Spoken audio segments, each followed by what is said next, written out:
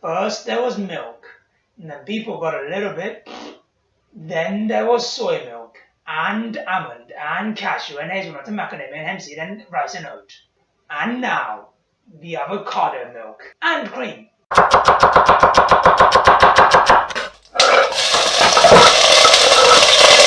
Crazy or genius? Taste for yourself. This fluffy emerald sea with floating islands of granola could be yours. I'll show you how to make it and what the consistency, texture and calories are for the different ratios of avocado to water. They're really easy to make. All you have to do is just blend avocados.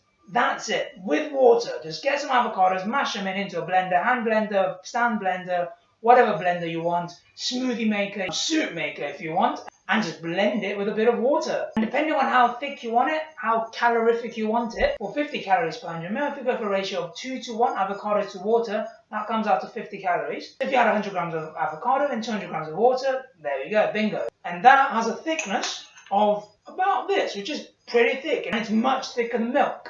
If you like milks that are thicker in consistency, but are in fact lower in calories as well, there's your answer. So if you want something lighter in either calories or texture, this is 25 calories per 100 ml. You can see it is a lot lighter. It's still thicker than milk. So if you're looking for thick consistency, this will be good for you. So this is a ratio of 5 to 1 water to avocado. So if you add 100 grams of avocados, add 500 grams of water, and this is what you get. If you want it to go even lighter, of course you can. If you want it to be even thinner, of course you can. In terms of taste, this still has a pretty strong, thick taste of avocados. If you want less avocado taste, just add more water. And that will also obviously make it thinner as well. So if you want something that's even waterier, even milkier, there you go. So if you want something even thicker, just make it a cream, just add less water. And then you can use that to top up on top of waffles, pancakes. If you sweeten it, you can even use it to top up cakes. Could even make a dip sauce. Well, that's getting dangerously close to guacamole. But which one is your line? That's up to you.